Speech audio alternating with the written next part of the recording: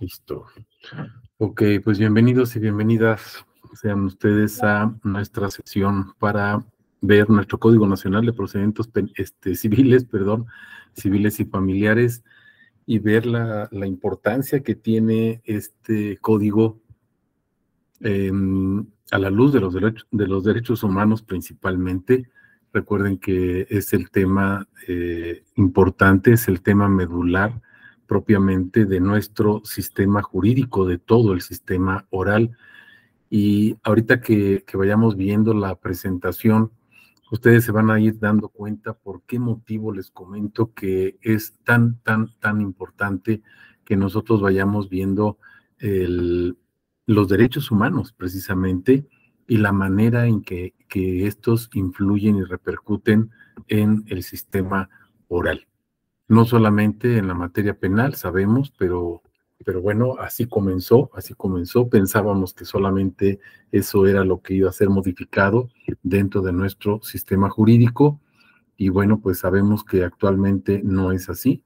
De alguna manera sabemos que lo que implica la profundidad que tiene precisamente los derechos humanos dentro de la oralidad que tiene todo el sistema, no solamente en México, sino prácticamente en todo el mundo.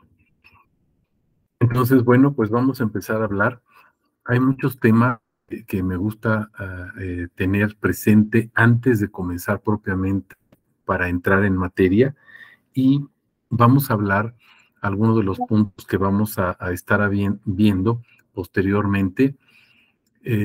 Vamos a hablar sobre la presentación de la demanda, qué implica, cuál es el rol. Me llama mucho la atención, he estado revisando ahí algunos videos, me llama mucho la atención cuál es el rol del Ministerio Público y de las partes, los abogados que están postulando propiamente, y bueno, también las partes que son quienes están llevando a cabo el litigio.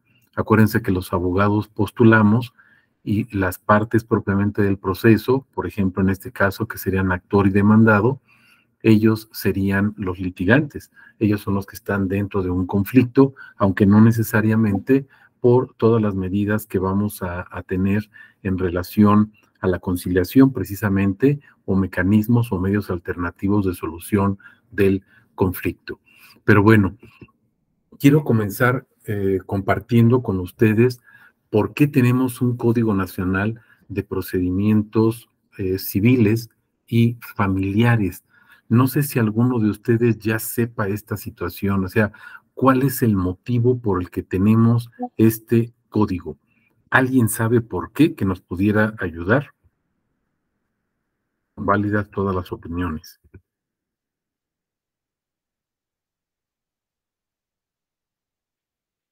¿Por qué surge este código? ¿No? Ok, no se preocupen. Fíjense, recordemos que en el 2008 hubo una modificación sustancial, esencial, crucial dentro de nuestra Constitución. Todo esto viene o surge por una recomendación que es la última recomendación que hace la Corte Interamericana de Derechos Humanos a México para solicitarle que cambie su sistema jurídico. ¿Por qué? Porque el sistema jurídico, de la manera en que se estaba llevando, era violatorio de los derechos humanos. México, en un primer enfrentamiento, en un primer simposio, digamos, que tuvo con la Corte, México pensaba que la Corte se estaba refiriendo únicamente al aspecto penal y que lo que debía ser modificado era precisamente el sistema penal. Por eso, hasta la actualidad, ahorita lo vamos a ir viendo, pues nuestra Constitución se refiere prácticamente en el artículo 20 al sistema penal y lo define como un sistema oral y acusatorio. Ahorita lo vamos a profundizar y vamos a explicar en qué consiste esto. Pero observemos algo. México se va dando cuenta en el transcurso del tiempo, cuando tiene que entrar en vigor precisamente el Código Nacional de Procedimientos Penales o la reforma crucial dentro del sistema penal, México se da cuenta que no es solamente el sistema penal lo que tiene que ser modificado, sino que tiene que ser modificado todo el sistema jurídico. Poco a poco, los pretores y peritos que manda la Corte Interamericana, las comisiones que manda la Corte Interamericana a México para ponerlo al tanto y a la vanguardia en cuanto a los derechos humanos y el sistema oral, poco a poco va permeando dentro de nuestro sistema, inclusive en los criterios de determinación que tiene nuestra Suprema Corte de Justicia, y vemos cómo el criterio de la Suprema Corte de Justicia va cambiando y se va amoldando, porque no le queda de otra, se va amoldando precisamente a las recomendaciones que hace la Corte Interamericana de Derechos Humanos. Y entonces vemos que ya en el 2017, un año después de que entró en vigor el sistema en toda la República en materia penal, recordemos que fue en junio del 2016, ¿sí? Para el 2017 surge una nueva modificación a nuestra Constitución y es modificado este artículo que les estoy presentando, el artículo 73, y se adiciona una fracción, se recorre, la fracción 30 se recorre y se crea esta fracción con una nueva temática. Y nos dice que el Congreso tiene facultad para expedir la legislación única en materia procesal, civil y familiar. ¿Por qué surge esta situación? A lo mejor me van a decir, bueno, maestro, ¿por qué no hay esta misma injerencia o no repercute esta situación, por ejemplo, en materia laboral o en materia mercantil? Bueno, recordemos la causa. Materia mercantil es materia federal y entonces nuestro Código de Comercio, por ejemplo, tiene el carácter federal. La legislación laboral, también tenemos Ley Federal del Trabajo. Entonces, lo que permite que estos ordenamientos tengan ese ámbito de aplicación, ¿se acuerdan del ámbito de aplicación de la norma jurídica territorialmente, que sería el ámbito geográfico o espacial? ¿Recuerdan? Su ámbito de aplicación es precisamente en todo el territorio nacional y por ello no es necesario que se haga una implementación a nivel constitucional, como lo fue el caso, por ejemplo, en materia penal o en materia civil y familiar. ¿Por qué? Porque estas tres ramas del derecho eran consideradas propiamente de carácter local y entonces tenemos códigos civiles locales.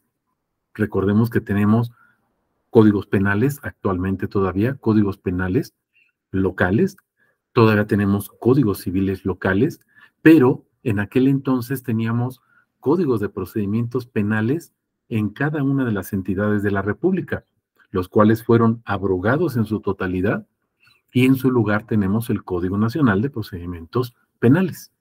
Lo mismo va a suceder con nuestros códigos procesales en materia civil y familiar.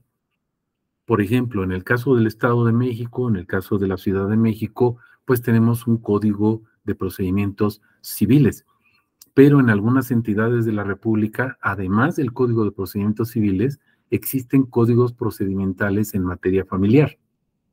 ¿Qué va a suceder con estos? Van a ser abrogados. Ahorita lo vamos a ir viendo poco a poco. Entonces, la pregunta era, ¿por qué surge este código nacional de procedimientos civil y de carácter familiar? ¿Por qué surge? Bueno, precisamente por esa recomendación que hizo la Corte Interamericana de Derechos Humanos para modificar todo el sistema jurídico. Sabemos que en México, comenzamos con la materia penal. Luego siguió parte la materia mercantil, que fue otro de los pasos agigantados que tuvo México. Sabemos que ya sucedió lo mismo en materia laboral. Inclusive sabemos que desaparecen las juntas de conciliación locales y federales y en su lugar ahora tenemos juzgados laborales que pertenecen ya no al órgano ejecutivo, como anteriormente pertenecían las juntas, sino que ahora pertenecen al órgano judicial. Y entonces tenemos jueces en materia laboral. ¿Por qué? Porque actualmente están implementados o injertados en el sistema judicial. ¿Cuál era el siguiente paso? La materia civil y familiar, obviamente, aunque se tardaron un poquito. Y ahorita vamos a ver cuándo va a entrar en vigor este código. Todavía nos faltan aproximadamente 4 años, ¿sí? Para que entre en vigor en toda la República, pero vemos que ya está México obedeciendo propiamente la determinación de la Corte Interamericana. No sé si hasta aquí tengan alguna pregunta, si me expliqué correctamente, si hay alguna duda, algún comentario.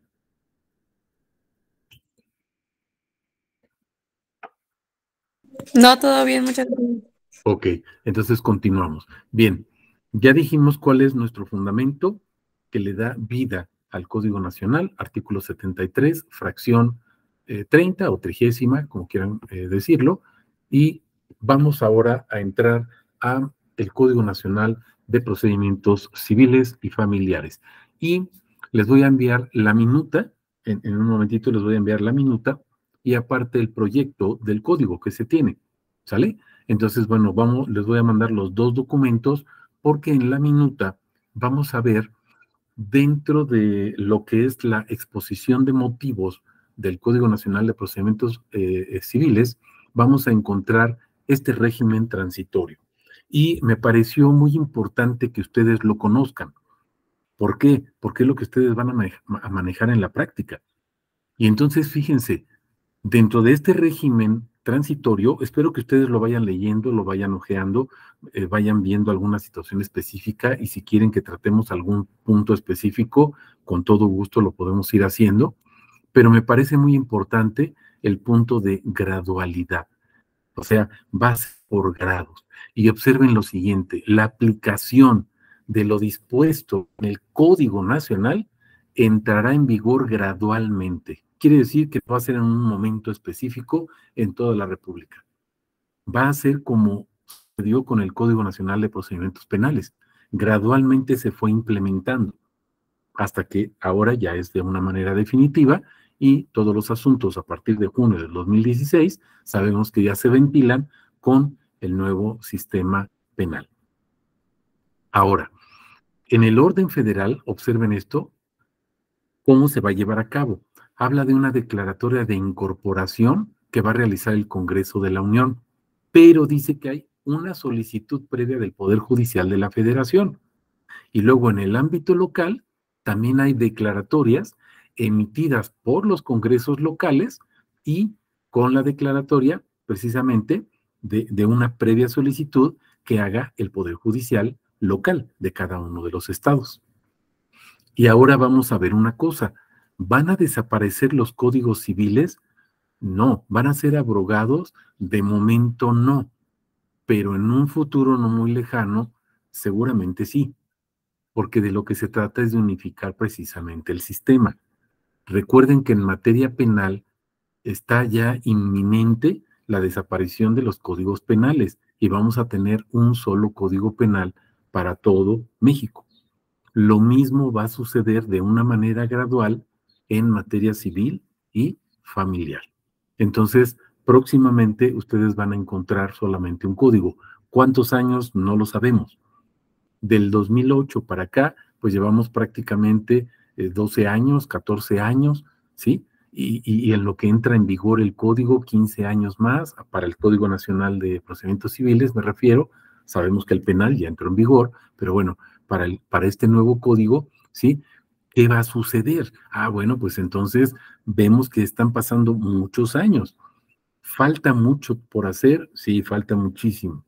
Falta mucho por hacer, pero gradualmente se va a ir implementando todo el sistema oral.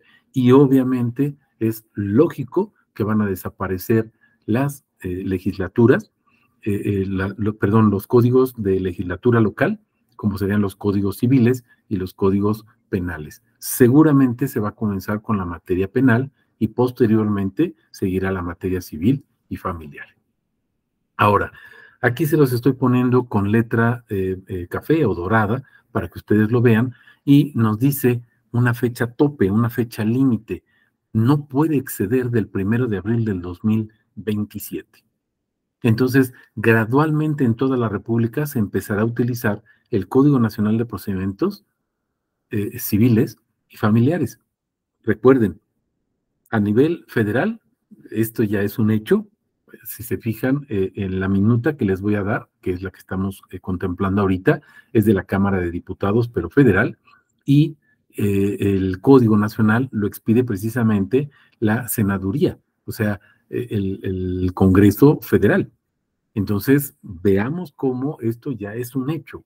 No hay una marcha atrás como muchos pensaban que decían con el sistema penal. Bueno, pues como que nada más es para darle a tole con el dedo a la Corte Interamericana y después se va a modificar nuevamente el sistema y va a desaparecer. No es así. Vemos cómo poco a poco el sistema oral va tomando fuerza dentro de nuestro sistema jurídico mexicano. Y entonces es lo mismo que va a suceder con el Código Nacional de Procedimientos Civiles y Familiares. Plazo máximo es el 1 de abril del 2027. Ya estará implementado absolutamente en todo el territorio nacional. Y observen lo que viene después. Dice, si vence el plazo, es decir, si llega el 1 de abril del 2027, sin que se hubiera emitido la declaratoria respectiva por parte del órgano federal o de los locales, acuérdense, el Congreso con la previa citación emitida por el Poder Judicial, recuerden, si llega a ese plazo y no se hizo la declaratoria, entonces ahora observen esto, entrará en vigor automáticamente. ¿Cuándo? En esa fecha. Quiere decir que no es un requisito sine qua non. Recuerden que sine qua non es sin el cual no pueda llegar a ser o no pueda llegar a existir. No es un requisito sine qua non esta declaratoria emitida por el Congreso ni la solicitud que pueda realizar el órgano judicial, tanto federal como locales. Lo hagan o no lo hagan, el 1 de abril del 2027, el Código Nacional de Procedimientos Civiles y Familiares entra en vigor en toda la República. No sé si hasta aquí tengan alguna pregunta. Ok, continúo. Si hay alguna pregunta, me ayudan, prenden su micrófono o me levantan su manita y la vamos viendo. Fíjense bien, ¿qué va a pasar con esa legislación? Estamos hablando de los códigos procesales, todos los códigos de procedimientos civiles de las entidades federativas, incluyendo el Código Federal de Procedimientos Civiles, más en las entidades donde existen códigos de procedimientos familiares, también van a ser abrogados. Y nos dice que esto va a ser consecuente precisamente dependiendo de las respectivas emisiones que se hagan de las declaratorias. Vamos comprendiendo esta situación. ¿Qué va a pasar con esos códigos? Van a ser abrogados, no derogados, abrogados, es decir, en su totalidad. No sé si hasta aquí tengamos alguna pregunta o algún comentario. Ok. Continuando con esta minuta que expide precisamente el Código Nacional, dentro de este régimen transitorio que les comentaba, me pareció muy importante también comentar con ustedes, sobre todo los que ya están postulando, procedimientos en trámite. ¿Qué va a suceder? Y entonces vemos que todos los procedimientos civiles y familiares que en un momento dado se encuentren en trámite van a continuar, si se fijan, con la sustanciación de conformidad con la legislación aplicable al momento de su inicio. Quiere decir que si ustedes presentaron una demanda el 1 de enero, el 2 de febrero o el 3 de marzo del 2027 y ya inició su proceso o su procedimiento, ustedes van a continuar hasta su total culminación con ese código, con esa legislación. Pero observen algo bien importante, y se los puse ahí otra vez con letras doradas. Salvo que las partes opten por la regulación del Código Nacional. Está sucediendo exactamente lo mismo que en la materia penal, ¿se acuerdan? Si había procedimientos que ya habían iniciado antes de que entrara en vigor el Código Nacional de Procedimientos Penales, podían seguir con la legislación anterior, pero también podían las partes someterse a la regulación expresa del Código Nacional de Procedimientos Penales. Lo mismo está sucediendo con el Código Nacional de Procedimientos Civiles y Familiares. Pero hay una situación, dice, no se pueden acumular procesos. ¿Se acuerdan que hay acumulación de procesos cuando hay conexidad? Puede ser de conexidad en la causa, o sea, en las acciones que se están iniciando, o conexidad por las partes que intervienen. ¿Sí me estoy explicando? No sé si tengan hasta ahí alguna pregunta, algún comentario. ¿Vamos bien?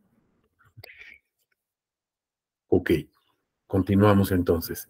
Ahora, fíjense, vamos a entrar ya de lleno al Código Nacional de Procedimientos Civiles y Familiares.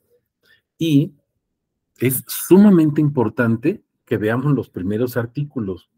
Si no entendemos los primeros artículos, no podemos nosotros resolver situaciones de fondo que se presenten, como la que les decía hace ratito. ¿Cuál es la labor del Ministerio Público dentro del nuevo procedimiento? Y quiero aclarar algo. Sí es un nuevo procedimiento o un nuevo proceso, porque va a ser diferente a los que teníamos. Pero quiero aclararles algo. No podemos hablar de un nuevo Código Nacional de Procedimientos Civiles y Familiares. ¿Por qué? Pues porque no había otro. Teníamos códigos de procedimientos civiles de carácter federal y de carácter local, pero no teníamos un Código Nacional de Procedimientos Civiles y Familiares. Por lo tanto, este código no es nuevo. Nuevo implicaría que teníamos uno viejo, uno anterior, y no es así. Simplemente es Código Nacional de Procedimientos Civiles y Familiares. Lo que sí es nuevo propiamente es el procedimiento en materia civil y familiar, no así el procedimiento oral o el proceso oral, porque eso ya lo tenemos en materia penal, en materia laboral, en materia mercantil. ¿Me expliqué hasta aquí, abogados? ¿Alguna pregunta, algún comentario? Ok. Comenzamos entonces con el artículo primero. Todas las disposiciones de este Código Nacional son de orden público. Ahorita vamos a empezar a recordar qué significa que sean de orden público. Además, dice, son de interés social y son de observancia general en todo el territorio nacional. Quiere decir que no hay excepciones. Una vez que entra en vigor el código, no hay excepción alguna, sino en los casos en que se hayan iniciado procesos o procedimientos anteriores a la entrada en vigor del código. Ya vimos la salvedad que las partes pueden someterse a la nueva legislación, que sería el Código Nacional de Procedimientos Civiles y Familiares. Pero eso es cuando las partes así lo acuerden. Si no, entonces tendrá que terminarse ese procedimiento que inició antes de la entrada en vigor y la legislación aplicable pues será precisamente la legislatura local o federal en su caso, dependiendo el tipo de trámite que estemos ventilando. Ahora, observen algo bien importante. ¿Cuál es el objeto? Fíjense, tienen por objeto ¿qué? ¿Qué tienen por objeto? Todas las disposiciones del código, o sea, todos y cada uno de los artículos del Código Nacional de Procedimientos Civiles y Familiares, todas las disposiciones normativas del código tienen un único objeto. Y el objeto, observen cuál es. Regular el proceso civil y familiar. ¿Pero cómo? ¿O basándose en qué? Derechos humanos. He platicado o había platicado con algunos compañeros maestros y les decía, va a ser muy importante la implementación de los derechos humanos. Y me decían, es que tú todo lo quieres arreglar con derechos humanos. Bueno, vean el código. No lo digo yo, el código no lo hice yo. Y vean cuál es el objeto de la regulación que tienen todos y cada uno de los artículos que aparecen en el código. ¿Cuál es el objeto? ¿Ya se fijaron? Regular la materia civil, sí, y familiar, obviamente en materia procesal, acuérdense, lo sustantivo, por el momento, queda con los códigos, Código Civil Federal y códigos civiles de cada una de las entidades federativas, eso sí, pero la materia procesal va a ser regulada por el Código Nacional. ¿Qué es la base? ¿Cuál es la base? ¿Qué es lo que sustenta a este procedimiento civil y familiar? Los derechos humanos previstos en la Constitución y en los tratados internacionales. Estamos hablando del bloque de constitucionalidad. No sé si tengan hasta aquí alguna pregunta.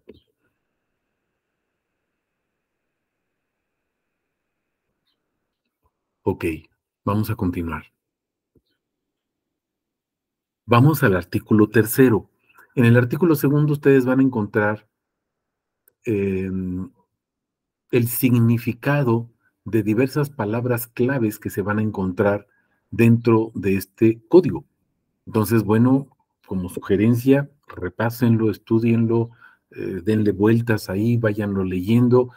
La mejor forma de empaparse de este código, pues es leyéndolo, léanlo. Se los voy a enviar. Al ratito se los envío, igual con la minuta, acuérdense, para que ustedes puedan ir viendo toda la declaración de exposición de motivos, que está muy, muy interesante, y cómo está basada en principios y valores y repercute precisamente en el contenido de los artículos. Fíjense lo que dice el artículo 3º. En el sistema de impartición de justicia en materia civil y familiar, se ponderará en todo tiempo la solución de la controversia sobre los formalismos procesales. ¿A qué se está refiriendo esto? Bueno, ¿qué se va a aplicar? ¿Qué legislación se va a aplicar? ¿Cuál es la sustantividad de las normas, la esencia de las normas que van a regular precisamente todo el sistema? Déjenme decirlo así, ¿dónde está el espíritu de la ley?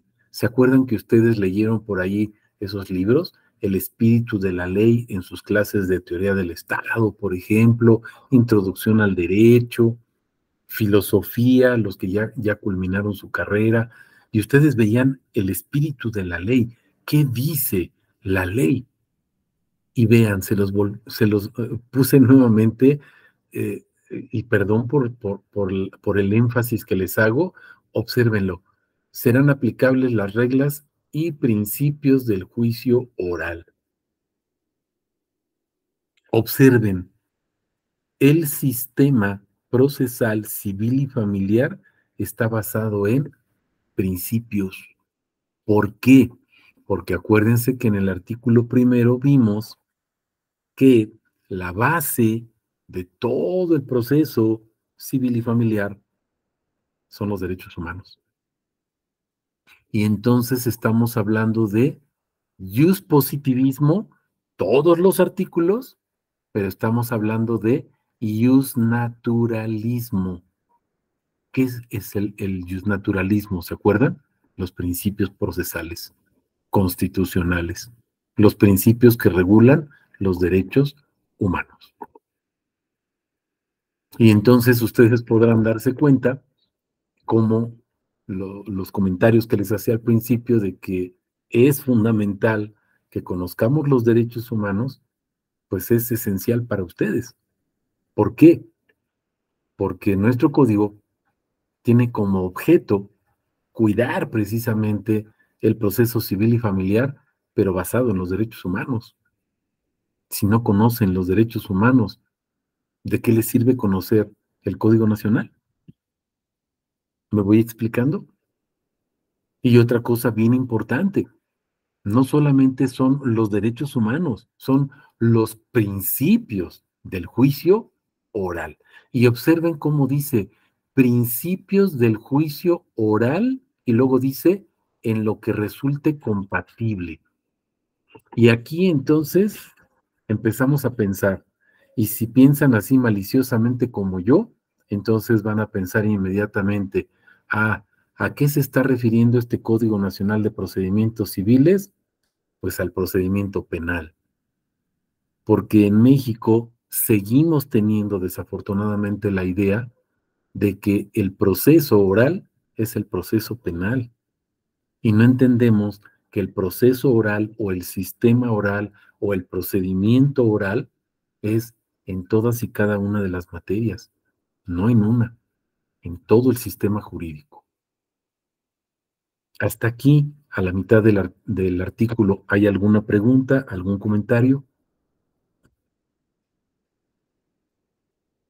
Ok, continúo. Observamos la segunda parte, fíjense. Serán considerados los beneficios de la justicia alternativa o procedimientos convencionales. ¿Se están dando cuenta de esto?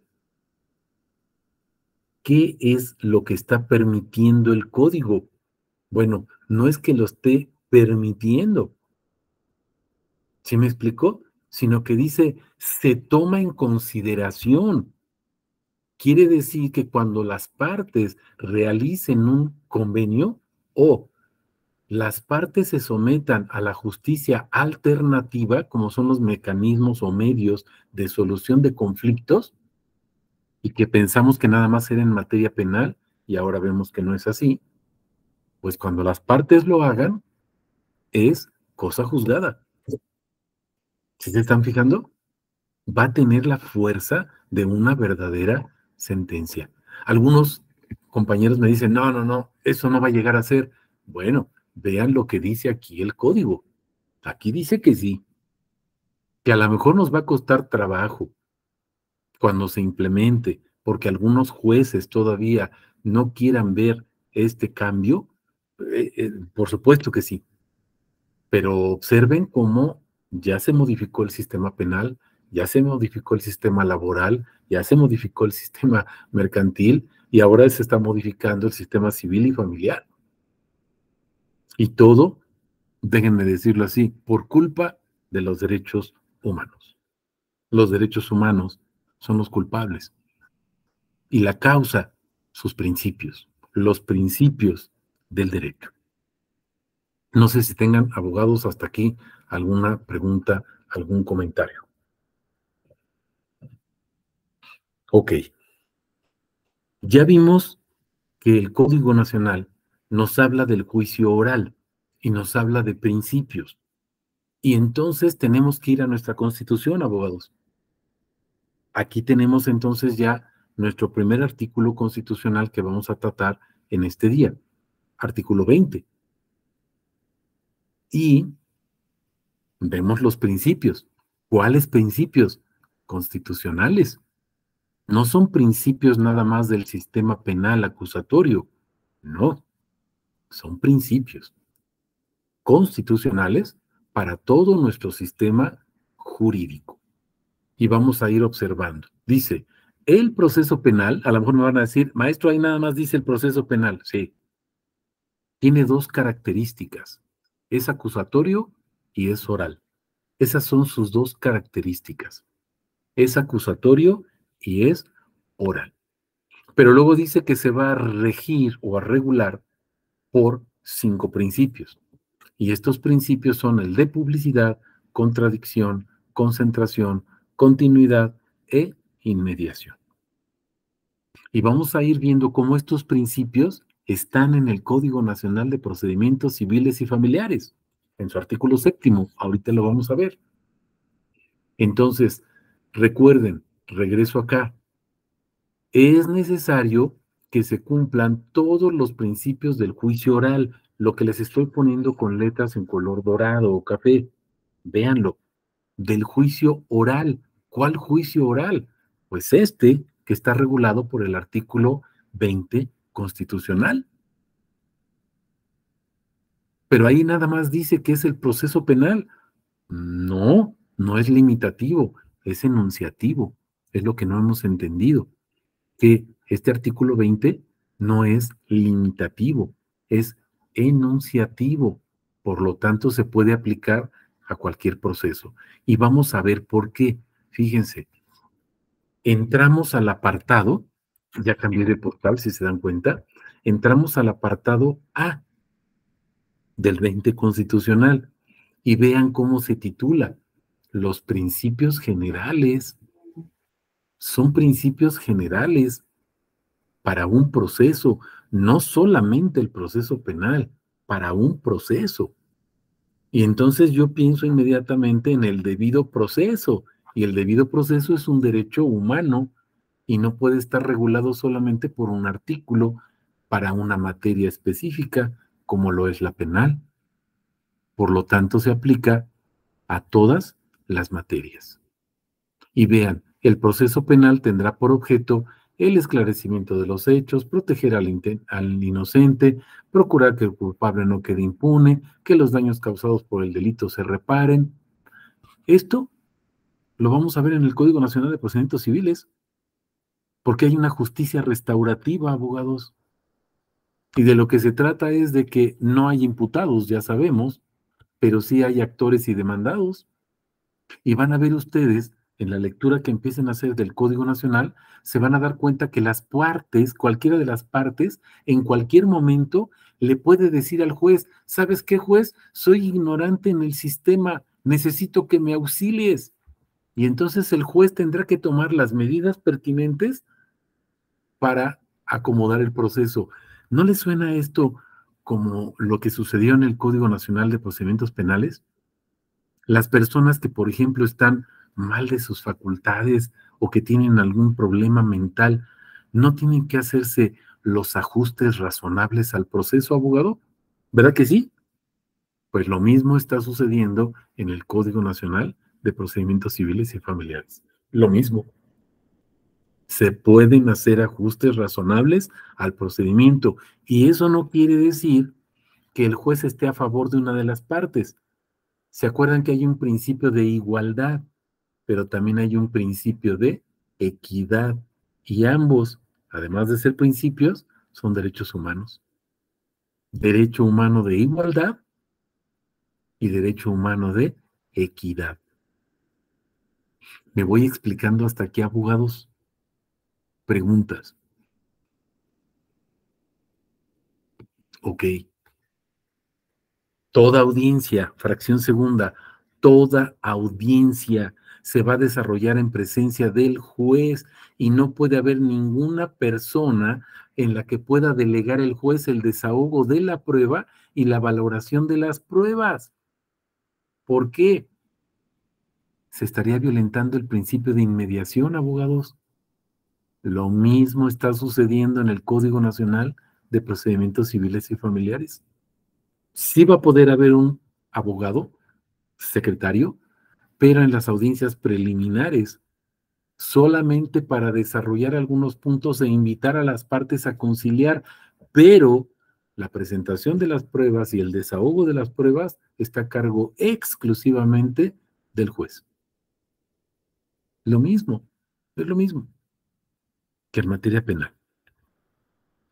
No sé si tengan hasta aquí alguna pregunta. Bueno, y al último nos dice, la cual deberá realizarse de manera libre y lógica, pero acuérdense que esa libertad, sobre todo si recuerdan sus clases de introducción al derecho, es una libertad donde nosotros tenemos que hacer una interpretación conforme a derecho.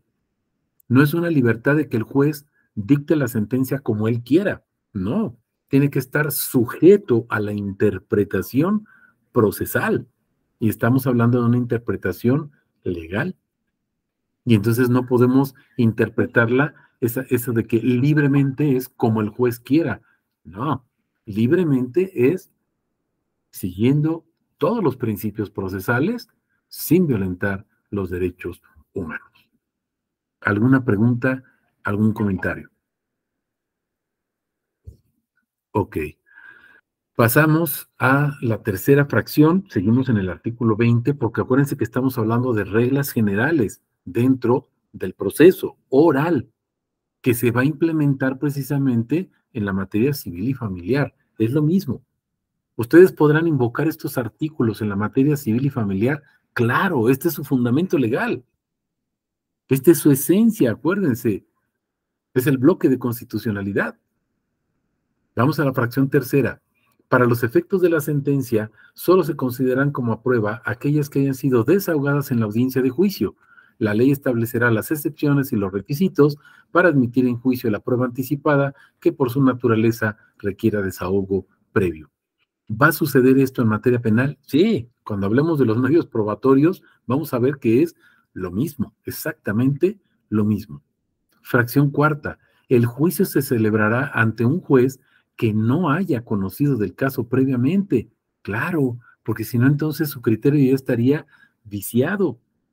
¿Por qué se hace esto? Acuérdense que tenemos algunas medidas como jurisdicciones voluntarias. Y en la jurisdicción voluntaria no hay una controversia. ¿Sí me explicó? Pero a lo mejor las partes están siguiendo esta jurisdicción y de repente sucede algo, desafortunadamente, y ya no quieren llevar el proceso. Bueno, pues entonces van a tener que demandar. Ese juez ya no puede ser competente porque ya conoció de una jurisdicción, conoce la posición de cada una de las partes y entonces, al dictar su sentencia, su criterio y su resolución, su lógica jurídica pudiera estar viciada porque ya conocía la intención de las partes dentro de ese procedimiento de jurisdicción. Es lo mismo que en la materia penal, nada más que acá tenemos, acuérdense, el juez de control constitucional y luego ya el juez de juicio propiamente, o el tribunal de enjuiciamiento. Es lo mismo. ¿Se van dando cuenta? Es lo mismo exactamente. No sé si tengan hasta aquí alguna pregunta. Ok, vamos con la segunda parte de la fracción cuarta. Observen, nos habla de principios. Dice, la presentación de los argumentos y elementos probatorios se desarrollarán de manera, y tenemos aquí dos principios y una característica específica. Principio de publicidad, principio de contradicción y además, que también es un principio oral, la característica de la oralidad. Por eso debe de estar argumentada, fundada y motivada. Todo lo que digamos debe de tener argumentación lógico-jurídica. Preguntas. Ok, continuamos entonces. Vamos a la fracción quinta. La carga de la prueba para demostrar, en este caso, la culpabilidad, corresponde a la parte acusadora conforme lo establezca el tipo penal. Las partes tendrán igualdad procesal para sostener la acusación o la defensa respectivamente. Bueno, en materia civil y familiar vamos a encontrar una situación similar. Todas las partes tienen la obligación de probar o de acreditar su dicho. Y entonces tenemos una parte actora que tendrá la obligación de acreditar su dicho, pero esto, interpretado a contrario sensu, vemos que entonces el demandado, cuando niegue algo, también tendrá la obligación de probar o acreditar sus excepciones. Y entonces recordamos aquí acción por parte de la parte actora y la excepción por parte del demandado. Cada uno de ellos en su momento tendrá que acreditar sus pretensiones y sus acciones. ¿Me estoy explicando? ¿Alguna pregunta con la fracción quinta?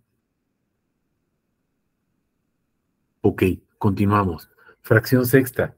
Ningún juzgador podrá tratar asuntos que estén sujetos a proceso con cualquiera de las partes sin que esté presente la otra, respetando en todo momento el principio de contradicción, salvo las excepciones que establezca la misma Constitución.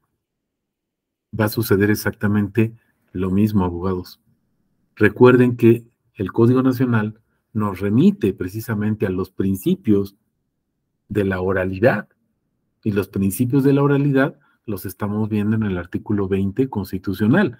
Los vimos en su proemio, principio de contradicción. Y entonces el principio de contradicción está presente también en el Código Nacional de Procedimientos Civiles y Familiares. ¿Se acuerdan que este principio de contradicción es yo puedo acusar a alguno de ustedes o tener una pretensión en contra de alguno de ustedes, pero ustedes tienen el derecho de contradecir. Por ejemplo, acción de pago, págame lo que me debes. Ustedes van a oponer, por ejemplo, una excepción de pago. Ya te pagué. Entonces, cada quien tendrá que acreditar los extremos de su acción o de su excepción en su caso, y obviamente podemos contradecir lo que diga la otra parte. ¿Sale? Vamos a continuar, vamos a la fracción séptima de nuestro artículo 20 constitucional, apartado A. Una vez iniciado el proceso penal, aquí específicamente va a ser lo mismo en la materia civil y familiar, siempre y cuando no exista oposición del inculpado, se podrá decretar su terminación anticipada en los supuestos y bajo las modalidades que determine la ley. Aquí, toda esta parte después ya propiamente no nos interesa porque no estaríamos en un proceso de carácter penal, pero sí nos interesa la primera parte. ¿Por qué? Porque acuérdense que vimos que el Código Nacional de Procedimientos Civiles y Familiares permite diversos mecanismos alternativos de solución, ¿se acuerdan? Inclusive la conciliación. Y entonces, ¿son formas de terminación anticipada del proceso? Sí. No vamos a tener un procedimiento abreviado, como se determina en materia penal, pero sí una forma similar que serían los mecanismos alternativos de solución. Y serían formas precisamente de dar por terminado el proceso, en nuestro caso sería civil y familiar. ¿Me estoy explicando, abogados? No se me vayan a confundir y van a decir, el maestro nos dijo que en materia civil le podemos hacer igual y hay un procedimiento abreviado y se termina el proceso. No, es similar el proceso en el sentido de que puede haber una conciliación o agotar otras formas diferentes a la sentencia para poder dar por terminado un proceso o un procedimiento en materia civil y familiar, similar a lo que sucede en materia penal. Se puede terminar. ¿Por qué? Porque no es necesario que lleguemos a la sentencia. Y entonces, lo que se promueve en el sistema oral es la autocomposición. Las mismas partes dan la solución del conflicto. En caso de que no pueda ser posible, entonces entra el órgano jurisdiccional. No sé si hasta aquí tengamos alguna pregunta o comentario, abogados.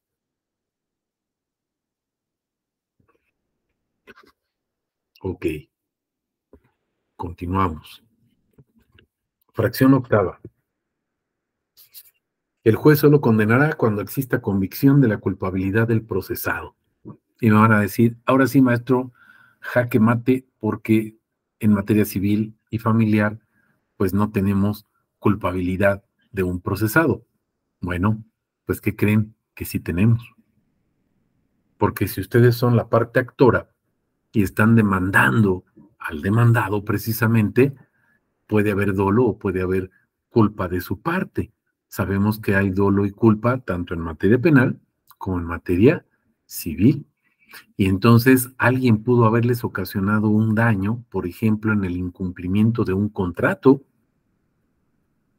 y entonces tenemos el dolo o la culpa. Y obviamente no se puede condenar a una de las partes si no hay convicción de su culpabilidad. Y no podemos condenarlo a través de una sentencia condenatoria, recuerden, a pagar o a indemnizar algo de lo cual no es responsable. Entonces les pregunto, ¿opera o no opera esta fracción octava? ¿Se dan cuenta que sí? También opera en materia civil y familiar. Fracción 9. ¿Se acuerdan del árbol envenenado que ustedes vieron en sus clases de procesal penal? El árbol envenenado. La ilicitud de la prueba ilícita que fue obtenida con violación precisamente de la legislación por medios, por debajo del agua, que no eran claros, que eran de manera ilegal. Bueno, pues lo mismo va a suceder, ¿sí? En materia civil. Las pruebas obtenidas, obviamente, con violación de derechos fundamentales, será nula. Oiga, maestro, pero es que no estamos hablando de la materia penal. Acuérdense cuál es el objeto del Código Nacional, de todos y cada uno de sus artículos. Lo vimos hace ratito en el artículo primero. Y dice, llevar a cabo el procedimiento civil y familiar con base en los derechos humanos. Son los derechos fundamentales. Recuerden que los derechos humanos son los derechos que tiene todo ser humano y son inherentes y propios de él. Y los derechos fundamentales son aquellos derechos humanos que están contemplados en un código, en una legislación de carácter constitucional. Son los derechos fundamentales, todos los que están en la Constitución, incluyendo tratados internacionales, que es el bloque de constitucionalidad, y la jurisprudencia de la Corte Interamericana y de la misma Suprema Corte de Justicia de México. ¿Me estoy explicando, abogados? Si esa prueba se obtiene con violación a los derechos del debido proceso, esa prueba es nula. No solo en materia penal, en la materia que sea.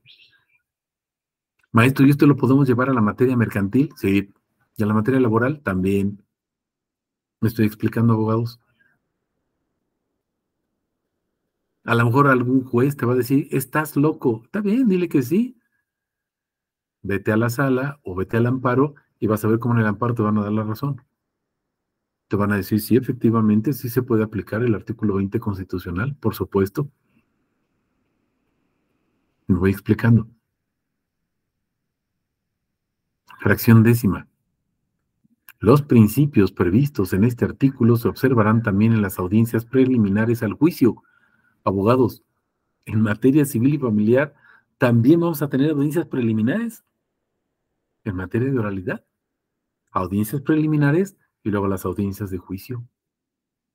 Entonces, ¿también se van a aplicar ahí? Claro que se va a aplicar esta fracción décima del artículo 20 constitucional, apartado A.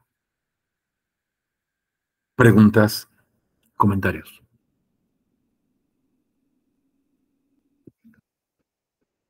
Ok. Regresamos. Sí, adelante, adelante. ¿Qué cosas revisar en este tipo de audiencias? A ver, otra vez, perdón. ¿Qué cosas se tendrían que revisar en estas audiencias preliminares? Porque, pues en materia penal, pues se revisa más que nada lo que es la detención y todos esos aspectos, pero en la materia civil y familiar, ¿qué sería más o menos lo que se revisaría? Ok.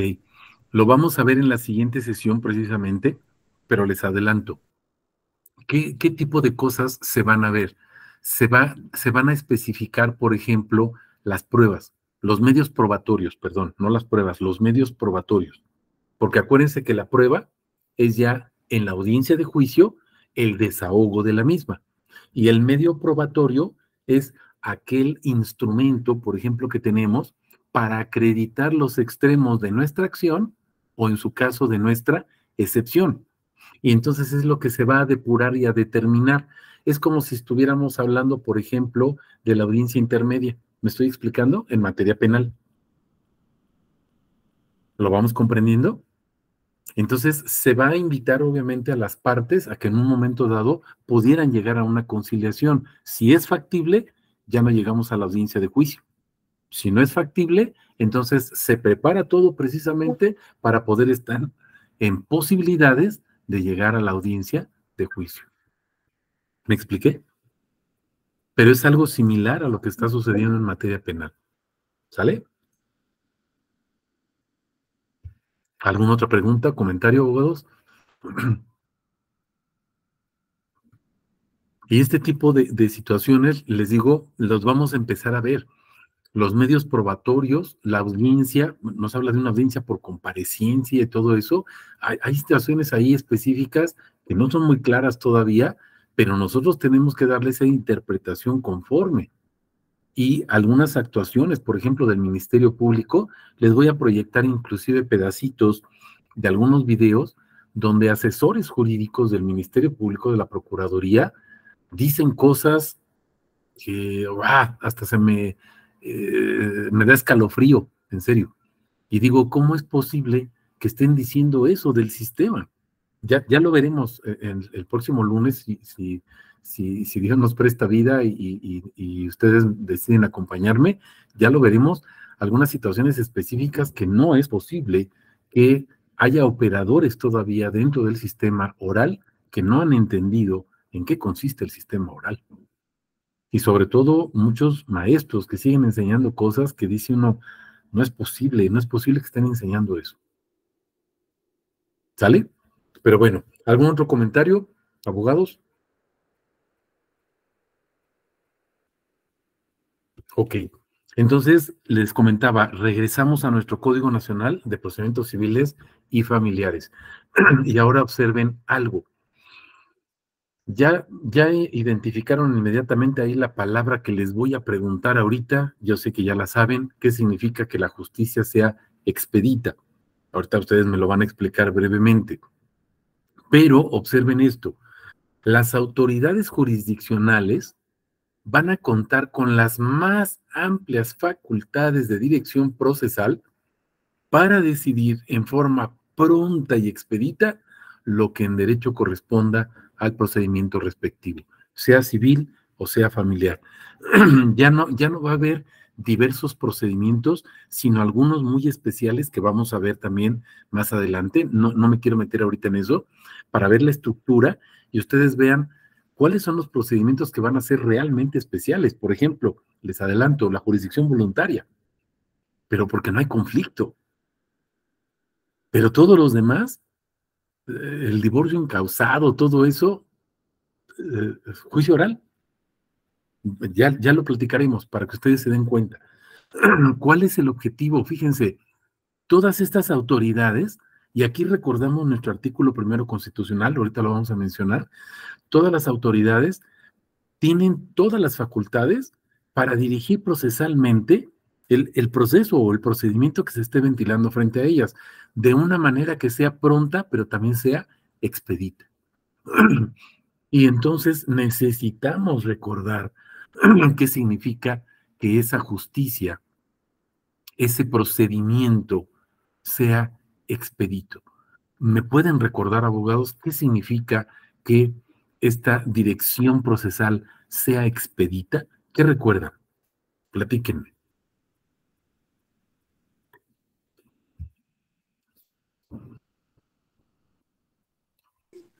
Pues que sea apegada a derecho, que se resuelva pues en el menor tiempo posible, pero que se rija siempre bajo los principios precisamente de el sistema jurídico. Ok, ¿algún otro comentario, abogados?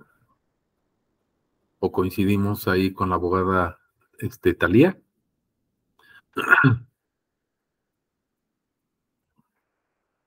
Expedita es, no porque sea rápida, va a ser mal hecha.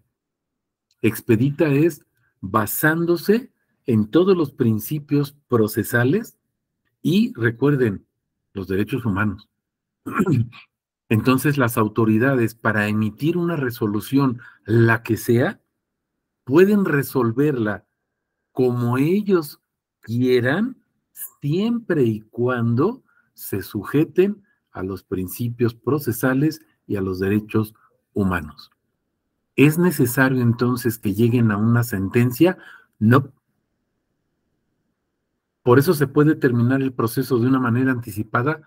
Sí, que es lo que veíamos ahorita en el artículo 20 constitucional. Aquí está en el artículo 4, lo está repitiendo, ¿se están dando cuenta de eso? Expedita, bien estructurada conforme a derecho, bien explicada.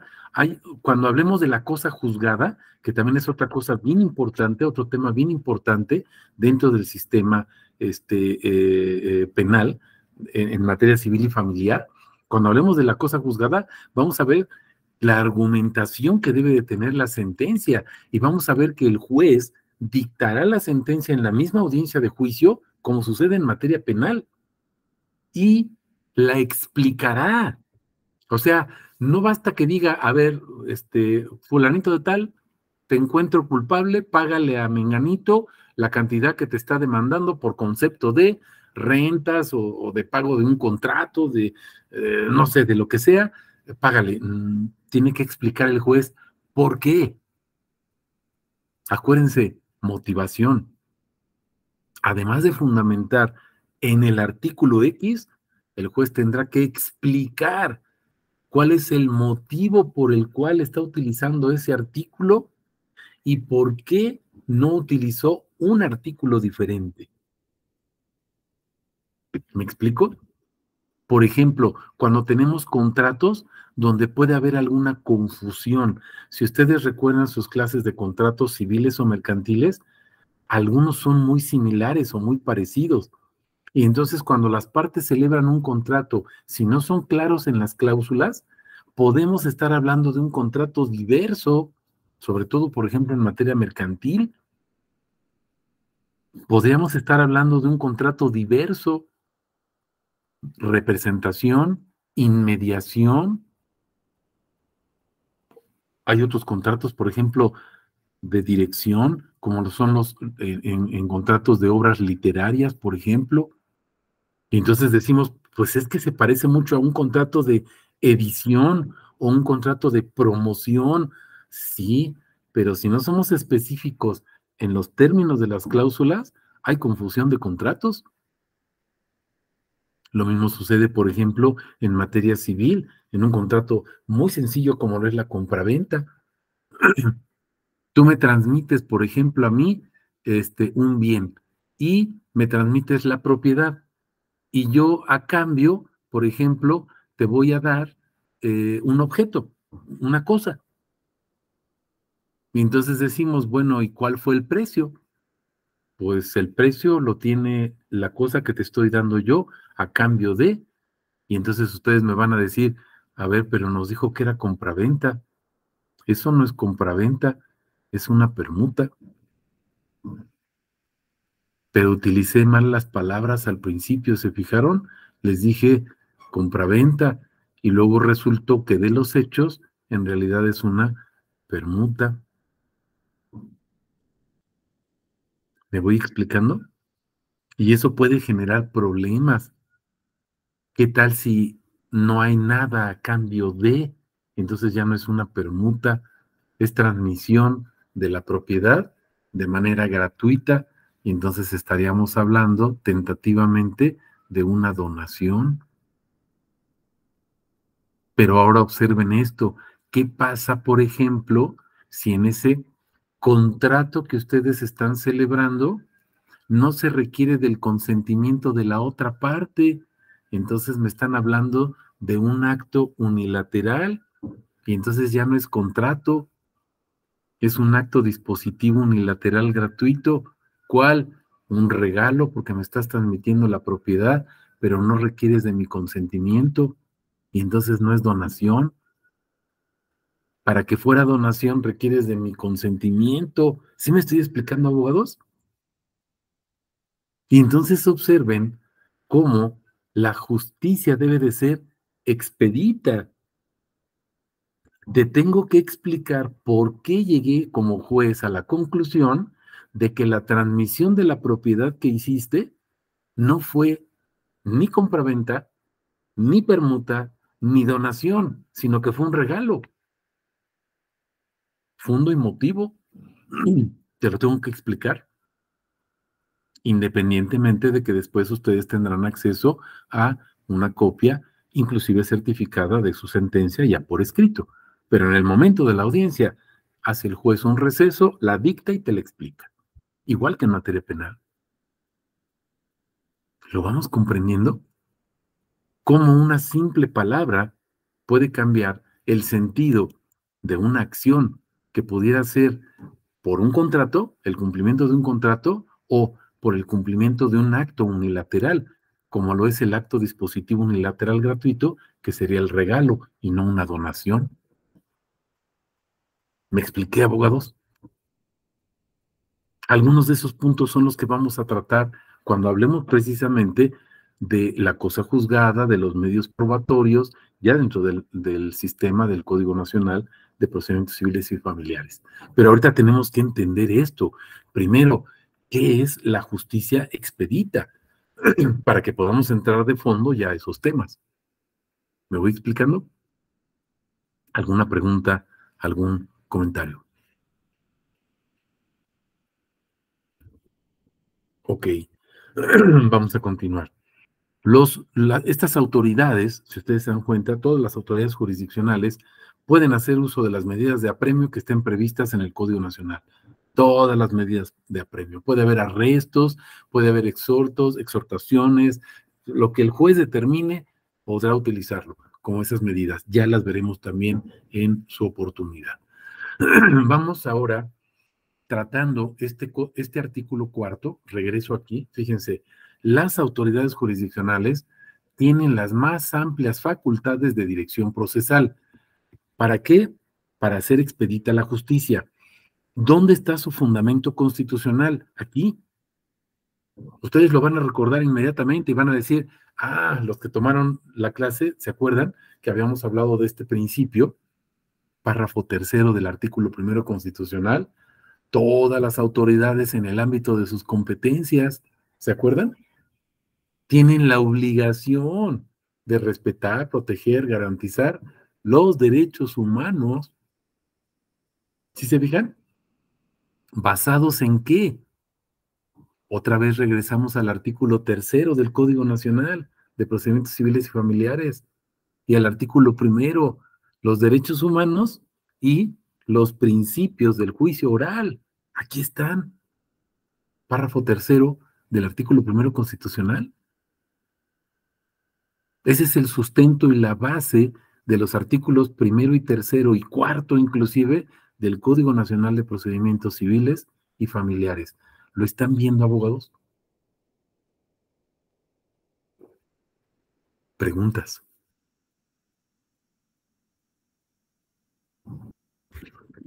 Ahora, fíjense bien. Estos principios, los últimos que aparecen aquí a la mitad de este artículo primero constitucional en su párrafo tercero, se los sombreo ahí. Estos principios son principios de los derechos humanos. Los vamos a utilizar en el Código Nacional de Procedimientos Civiles y Familiares en una demanda de una terminación de contrato o de un divorcio o de una pensión o de un juicio sucesorio. ¿Vamos a utilizar estos principios? ¿Qué me contestarían, abogados? ¿Sí o no?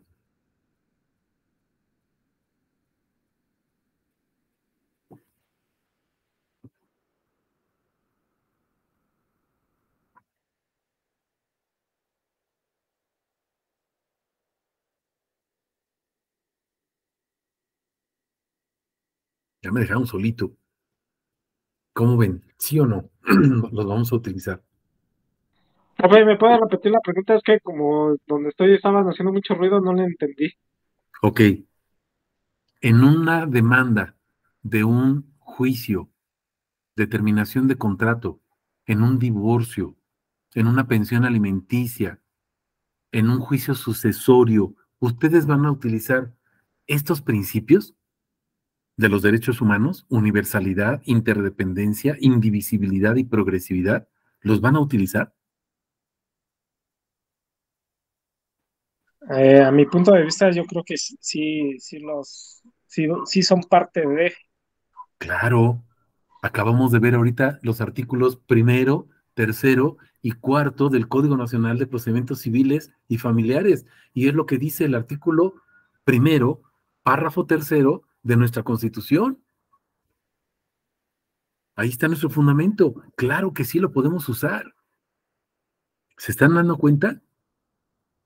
Porque acuérdense cuál es el objeto del Código Nacional de Procedimientos Civiles y Familiares. Regular todo el proceso civil y familiar, pero basado en los derechos humanos. Y si me baso en los derechos humanos, pues me tengo que basar en los principios que regulan los derechos humanos. ¿Cuál es el fundamento? Bueno, no aparece como tal en el Código Nacional de Procedimientos Penales, pero sí en la Constitución, en el artículo 1, párrafo 3. ¿Ya se dieron cuenta? Ahí está su fundamento, abogados. Ya tienen su fundamento para sus demandas, en su caso, para sus impugnaciones que realicen, como una revocación o una apelación, o en su caso, el amparo. Ya está el fundamento ahí. ¿Me voy explicando? Preguntas, comentarios.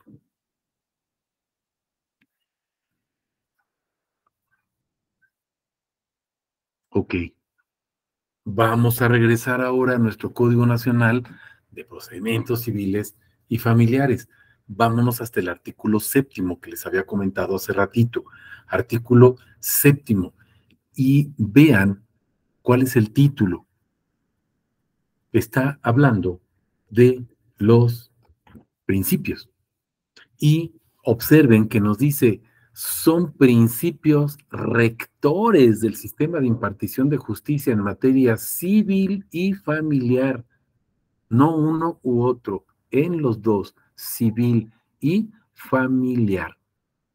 Y observen esto, acceso a la justicia, concentración, pues es lo mismo que encontramos en el Código Nacional de Procedimientos Penales, abogados. ¿Se están fijando? Porque el sistema es oral en todas las materias. Y los principios son los mismos, son principios de los derechos humanos en relación al debido proceso. Y entonces tenemos un derecho de acceso a la justicia, claro. Derecho de acceso a la justicia. ¿Y qué nos dice esta primera fracción? Cualquier persona tiene derecho a acudir ante la autoridad jurisdiccional para formular una pretensión jurídica concreta de carácter familiar y la autoridad jurisdiccional requerida deberá proveer sobre sus peticiones. Y aquí quiero que observen algo, abogados. Dice cualquier persona mayor de edad o dice cualquier persona. ¿Ya se fijaron?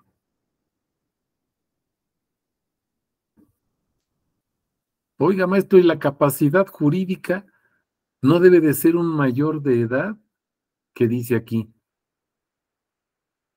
Puede ser un menor. Y el juez tendrá la obligación de nombrarle un representante de manera inmediata. Pero va solito el menor, no importa. Pero nadie lo representa. El juez lo tiene que representar.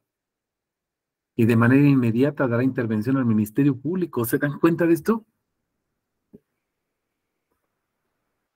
Cualquier persona. Pero es que está mal de sus facultades. No importa, es que está medio loquito. Bueno, pues entonces el juez tendrá que ordenarle a un perito y le va a decir a un perito en psicología, en psiquiatría, en la rama que proceda, y le dirá el juez, examíname a esta persona para ver si está bien o está mal. Y le dará vista al Ministerio Público para que el Ministerio Público se aboque a la investigación de los hechos y entonces observe si el loquito está loquito o a lo mejor están violentando sus derechos. Y tendrá que nombrarle el representante, que será el Ministerio Público, o un defensor, de un abogado de oficio, para que, pues para que lo represente. ¿Se dan cuenta? Acceso a la justicia. Cualquier persona. ¿Me expliqué, abogados? Preguntas. No, profesor. Vientos. Vamos a la fracción segunda, concentración. Acuérdense, este principio consiste en que se va a procurar que en una sola audiencia o en una misma audiencia se desahogue el mayor número de actuaciones procesales. ¿Para qué? Para que no tengamos diversas audiencias. Y entonces, en una audiencia se pretenderá agotar precisamente la mayor cantidad de actuaciones de carácter procesal en una sola audiencia. ¿Lo estamos comprendiendo?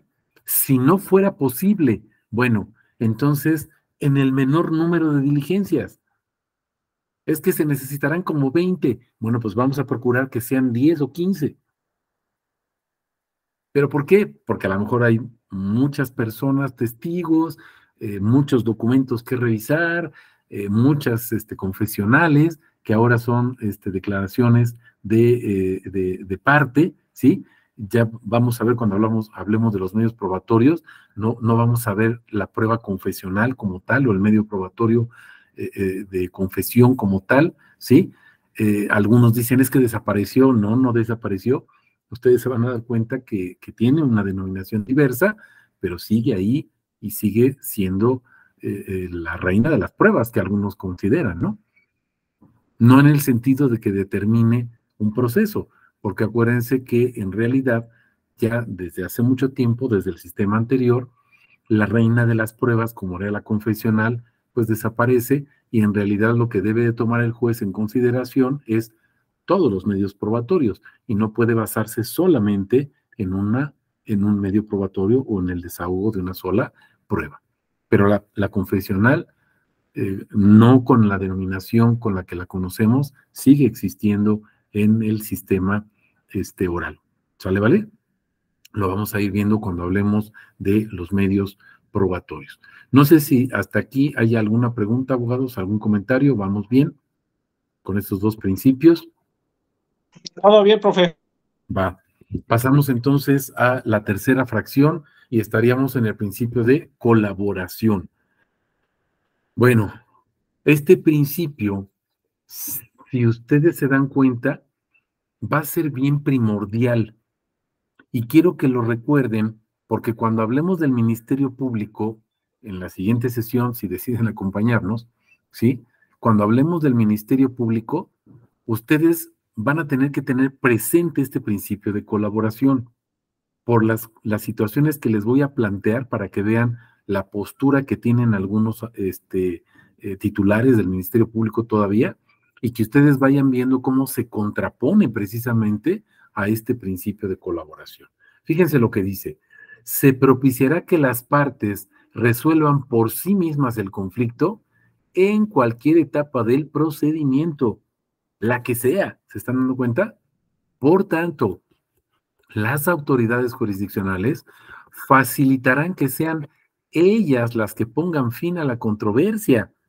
¿Cuál es la obligación de la autoridad jurisdiccional? Fíjense, facilitar que las partes pongan fin al conflicto, a la controversia. ¿Se están fijando en eso? Este principio de colaboración es esencial, abogados, y es un principio procesal que protege los derechos humanos como lo es el debido proceso. Claudia.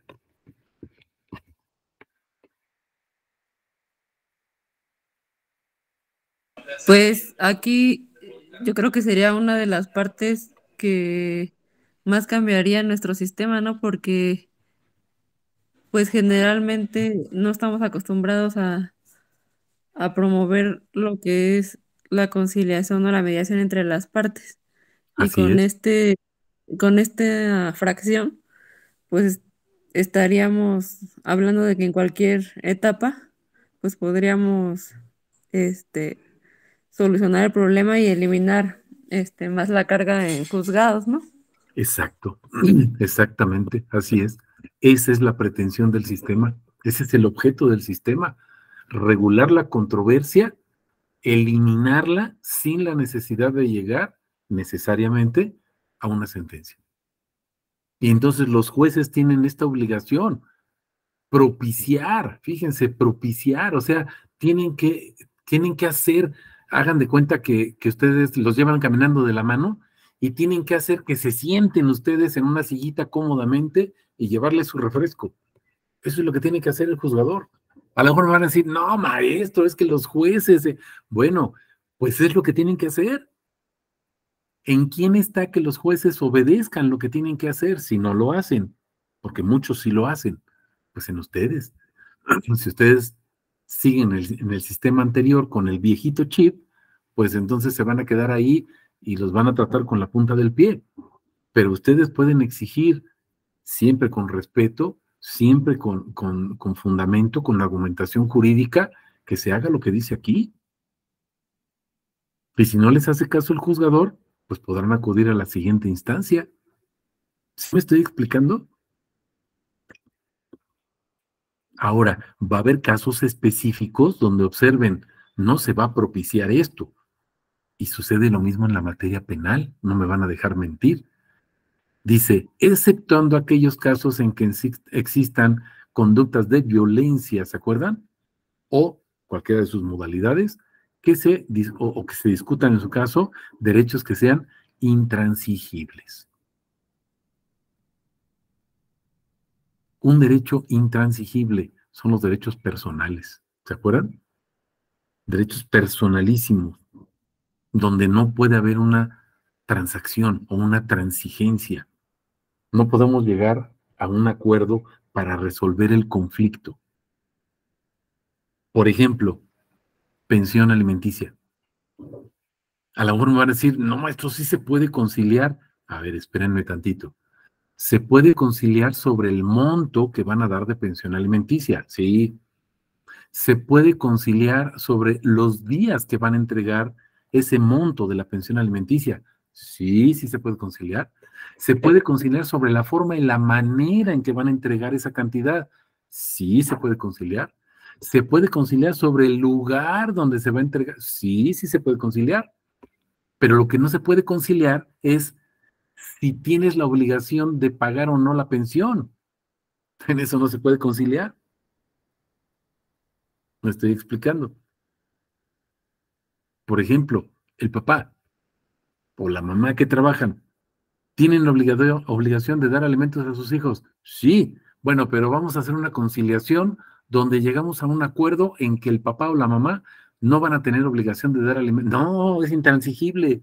No se puede transigir sobre eso. ¿Por qué? Porque son derechos intransigibles. ¿Por qué? Por su carácter público. Son irrenunciables. No puedes renunciar a la pensión. Pero es que no la necesito porque yo tengo dinero, no me interesa. La ley dice que eres menor de edad, necesitas el dinero. ¿Se fijaron? ¿Podemos transigir para que no me pague? No, no hay transacción. Me expliqué, abogados.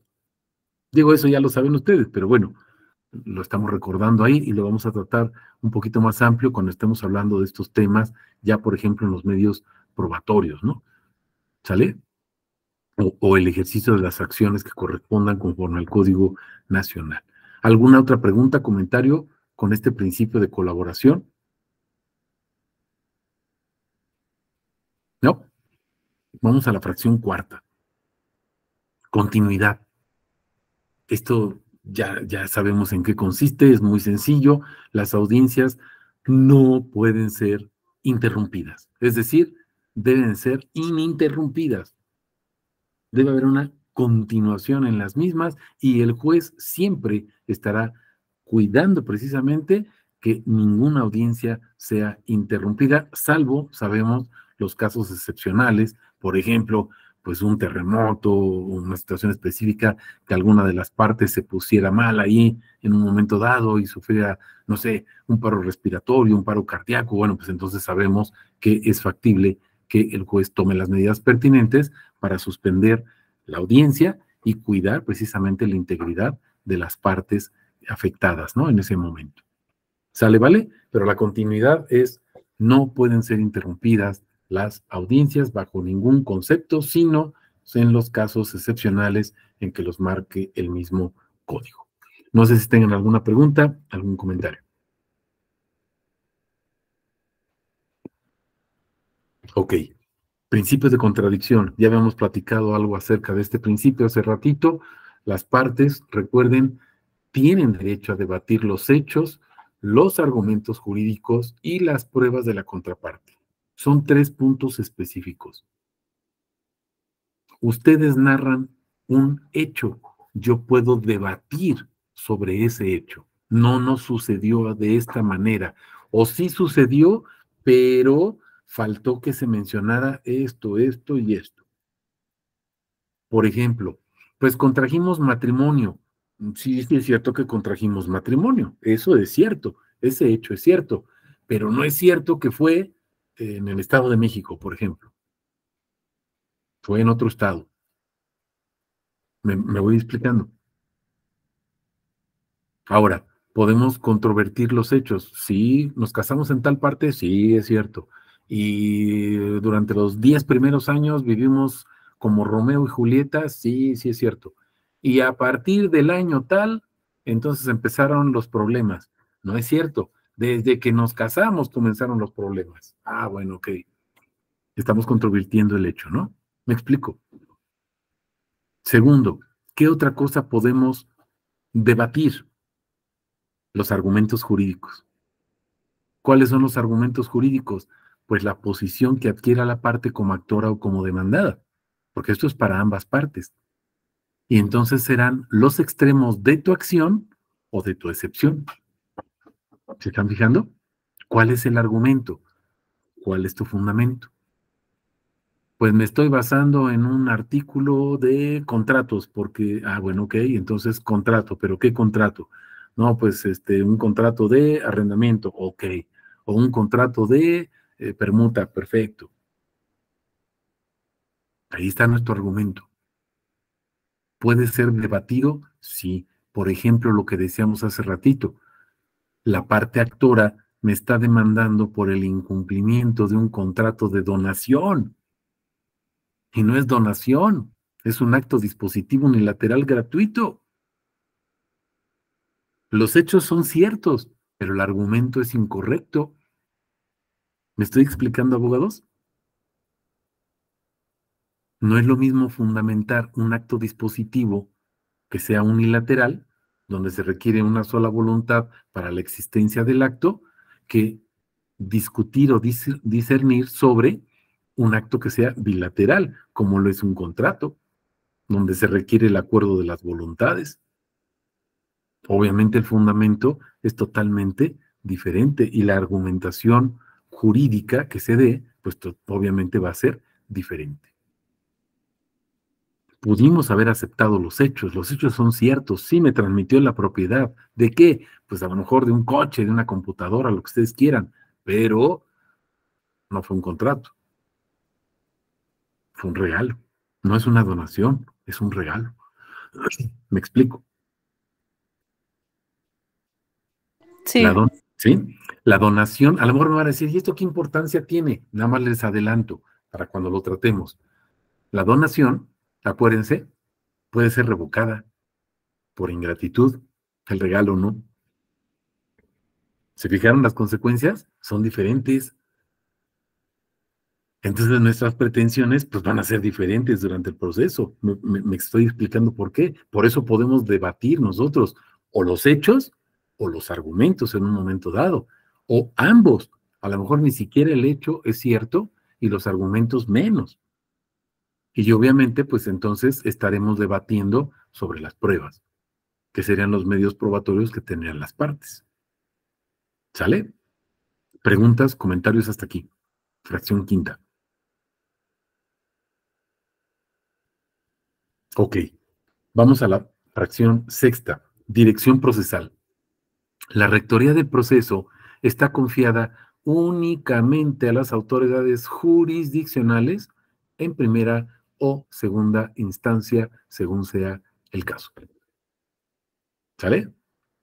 Entonces observen, la rectoría del proceso está confiada únicamente a las autoridades jurisdiccionales en primera o en segunda instancia. ¿Va a haber muchas modificaciones en nuestro tribunal? Sí. ¿De un montón de cosas? Sí. ¿Se están dando cuenta hasta dónde va a llegar esta reforma?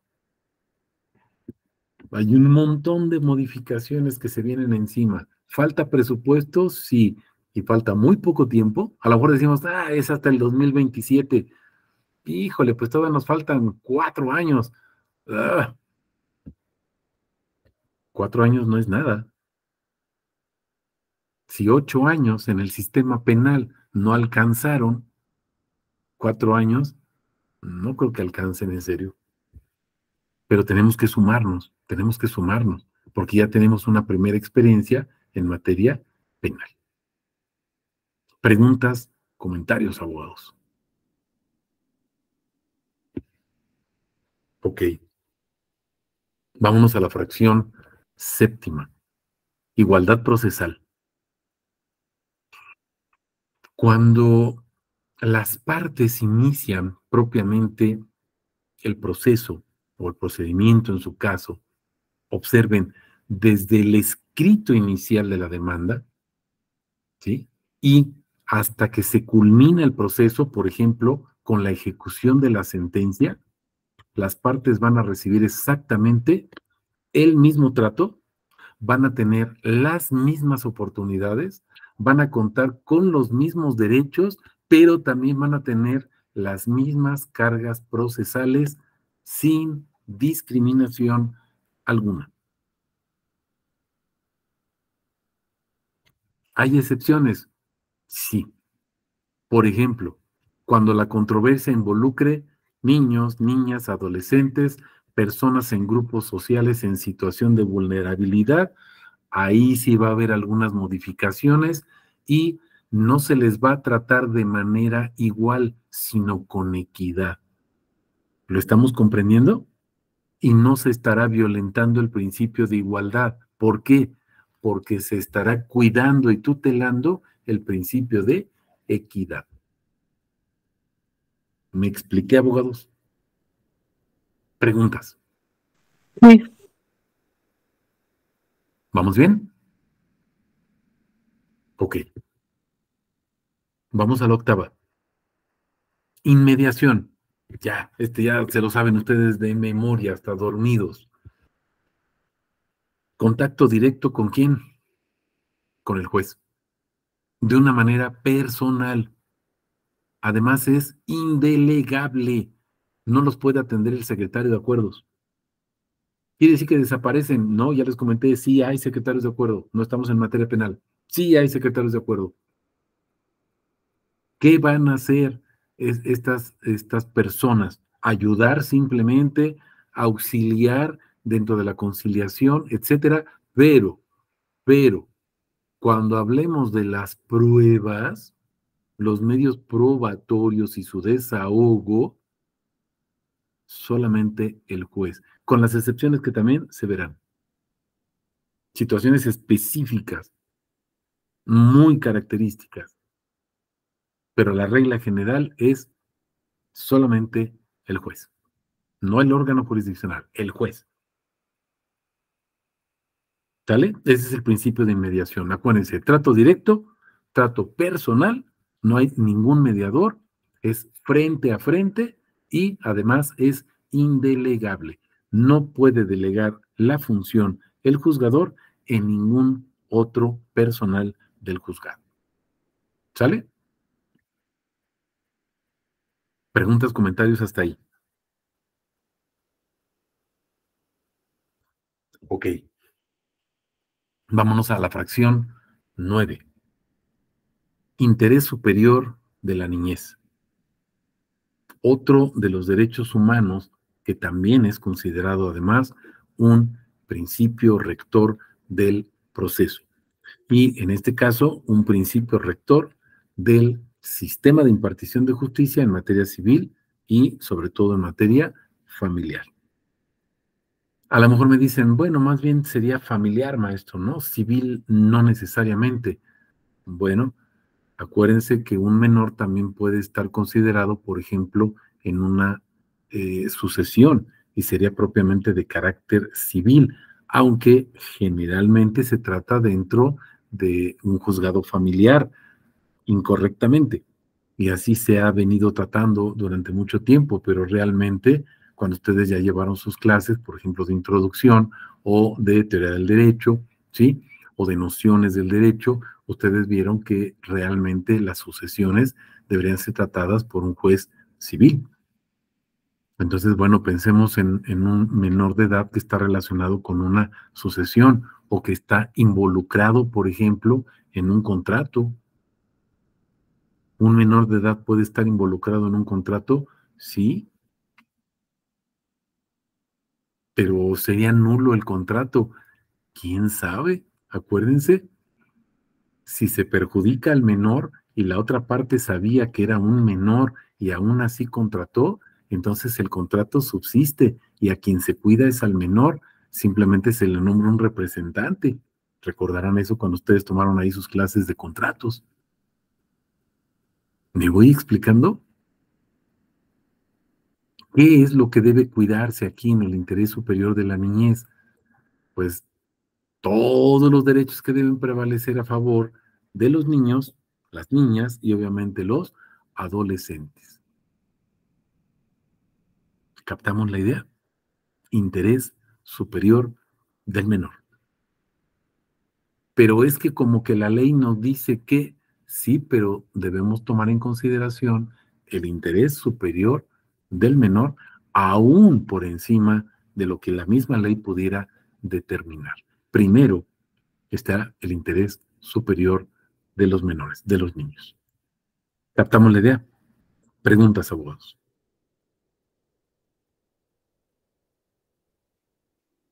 Ok, continuamos. Impulso procesal. Cualquiera de las partes, sea actora o sea demandada, aun cuando hablemos de que pudiera haber, por ejemplo, ¿se acuerdan del litisconsorcio activo o pasivo? Muchos actores, muchos demandados, ¿sí? Las partes tienen facultad para solicitar todas las diligencias que pudieran ser necesarias y que en un momento dado pudieran paralizar el procedimiento. ¿Se fijaron? Y esto no tiene nada que ver con el principio de dirección procesal que le corresponde al juez. Acuérdense que el juez debe cuidar la continuidad y la concentración en el proceso, pero las partes pueden solicitarle el impulso procesal si consideran que ese asunto, ese expediente específicamente, se está empantanando. ¿Pueden hacerlo? Claro que sí. ¿Quién de ellos? Indistintamente dice cualquiera de las partes. Y podrán solicitar la diligencia que sea necesaria. Y si no saben cuál es, simplemente decirle al juez, impulso procesal, su señoría, porque este asunto se está empantanando. Se está atrasando, no está evolucionando, no se están cumpliendo con los términos procesales para dar solución al conflicto. Y entonces juez determina qué es lo que procede, pero determínalo. Y el juez tiene la obligación de determinar qué es lo que procede en su caso conforme a derecho. ¿Me expliqué, abogados?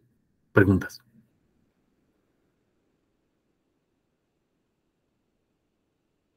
Ok. Vamos a la fracción novena. Lealtad procesal. Lealtad. ¿De quiénes? Todos los que participen en el proceso. Fíjense, no está hablando de las partes. Todos los que participen, o sea, terceros, sí. Como testigos y peritos, sí. Incluyendo las partes, sí. Todos tienen que ajustar su conducta a la dignidad precisamente de la justicia, la probidad, los principios de buena fe, porque acuérdense que el sistema es jus positivista, pero también es jus naturalista, y por eso están los principios, que son valores, valores de carácter moral. Talía. Aquí ya incluso podría aplicarse esta fracción para el personal que trabaja en juzgados, ¿no? Por supuesto, todos los que participen en el proceso, partes, terceros y el mismo personal del juzgado, el mismo juzgador, por supuesto, todos los que participen en el proceso. Por eso no habla de partes, todos los participantes, no las partes. Las partes estaríamos hablando nada más de actor y demandado. ¿Me expliqué? Todos los que participan. En los casos en que llegara a participar el secretario de acuerdos, también. Y el personal administrativo del juzgado, por ejemplo, los que estén en el archivo, también. Todos. ¿Me expliqué? Sí, Ok, gracias. de nada. Bien, vamos a continuar, vamos a la fracción 12, litis abierta. Ups, este está cañón, este principio, abogados. Litis abierta, ¿sí? Y fíjense, se los voy a leer textual para que lo vean. En materia familiar, aquí es específico, fíjense, en materia familiar, la litis no se reduce solamente, observen, a la demanda y a la contestación, o en su caso, reconvención y contestación de esta. Hay una litis abierta. Generalmente, hago una pausa aquí, generalmente nosotros decíamos, ¿cómo se fija la litis? ¿Se acuerdan? Si ya llevaron sus clases o se acuerdan de sus clases de teoría general del proceso o de procesal civil, por ejemplo, ustedes recordarán que se fija la litis cuando una de las partes presenta la demanda, la otra contesta. Y si no hay reconvención, ahí queda fijada la litis. Pero si al contestar la demanda propongo mi reconvención, entonces ahora el actor debe dar contestación a la reconvención y contestación a las excepciones y defensas. Y una vez que sucede todo eso, entonces la litis se cierra y ya no puede variarse sobre un punto específico que no haya sido materia de la litis. Y si hay un punto específico diferente a esa litis, tendrá que tratarse en un proceso separado. Vean lo que dice aquí, litis abierta. ¿Se dieron caso? Perdón, ¿se dieron cuenta? Ya no importa si hay demanda, contestación, reconvención, contestación, ¿sí? Vean, la autoridad jurisdiccional debe hacer mérito de los hechos constitutivos, modificativos o extintivos, observen, repito, constitutivos, modificativos o extintivos producidos durante la sustanciación del proceso y debidamente probados, aunque, vean los dos últimos renglones, aunque no hubieran sido invocados oportunamente como hechos nuevos. ¿Se dan cuenta? O sea, hay algo que pueda incorporarse y que pueda ser materia de la litis, aunque no haya sido tratado en la demanda, contestación a la demanda, reconvención y contestación a la reconvención. Sí, porque puede ser un hecho constitutivo, puede ser un hecho que modificó lo que ya estaba o que extinguió algo. Anteriormente no se podía hacer esto, abogados. Se puede con este principio de litis abierta, pero dice en materia familiar. ¿Qué quiere decir? Que en materia civil no opera. ¿Ya se fijaron? En materia civil si hay una litis cerrada. Materia familiar, no. Litis abierta. ¿Comprendemos, abogados? Y esto da unas posibilidades, pero amplísimas. Me voy explicando. Vamos a la fracción 13. Oralidad. Y aquí les voy a dejar tarea ahora sí. No quiero hacerlo, pero para que lo vayan estudiando. Oralidad. El proceso se desarrollará en audiencias orales. ¿Quiere decir que hay otro tipo de audiencias? ¿A qué se refiere el código cuando dice audiencias orales? ¿Hay audiencias escritas o cómo? Porque dentro de la oralidad vemos que hay una parte oral y una parte escrita. Entonces, ¿a qué se refiere este principio de oralidad? El proceso se desarrollará en audiencias orales, observen, salvo las excepciones previstas en este Código Nacional y las que, en caso debidamente fundados y motivados, considere la autoridad jurisdiccional. ¿Quiere decir que hay audiencias que no van a ser orales? ¿Me voy explicando? ¿A qué se refiere el código con la oralidad? Eso es lo que quiero que ustedes investiguen para tratarlo. No se trata de que me hagan una síntesis o o que hagan 2 planas. No, no, no. Analícenlo, estúdienlo, repásenlo. Vean qué significa la oralidad para poder determinar qué significa esta oralidad en el proceso civil y familiar. ¿Sale? Esto lo vamos a retomar entonces, primeramente Dios, próximo lunes, con los que decidan acompañarlos. Espero que estén presentes para poder ver esta situación. Vamos a avanzar a la fracción 14, perspectiva de género. Es el último grito de la moda, ¿no? Perspectiva de género. Sobre todo en esa situación política propiamente, que es a lo que se refiere aquí esta fracción, sobre las mujeres, sobre los hombres y cómo se pueden ver. Y entonces lo que se propone es precisamente eliminar, en la medida de lo posible, la desigualdad, la injusticia y la jerarquización, de las personas basadas simplemente en el género. ¿Qué es lo que se está promoviendo? No me gusta el término porque quienes tomaron clases conmigo de derechos humanos, ustedes recordarán que no es correcto hablar de promover la igualdad de géneros, porque en realidad lo que se está promoviendo es la igualdad de derechos en los géneros, que es totalmente diferente. Y entonces debería de decir aquí promoverse la igualdad de derechos entre los géneros, no la igualdad de géneros, porque los géneros no somos iguales. Entonces no podemos promover la igualdad de los géneros, pero sí es correcto hablar de la igualdad de derechos entre ambos géneros, sin ningún problema. ¿Cómo? La equidad. ¿Se acuerdan que les comentaba hace ratito que hablábamos de la igualdad? Equidad. Y no estaríamos transgrediendo el principio de igualdad. La equidad, recuerden, es darle un poquito más al que más lo necesita, sin perder de vista la igualdad. Tenemos el mismo derecho, pero si alguien requiere de alguna situación específica, por ejemplo, un intérprete, hay que dárselo para que tenga la igualdad de derechos. Sobre todo tratándose de mujeres. Por eso se habla del bienestar de las mujeres. ¿Para qué? Para que tengan exactamente los mismos derechos. O sea, esos derechos tienen exactamente el mismo valor frente al órgano jurisdiccional. No sé si hay alguna pregunta, algún comentario hasta ahí, abogados.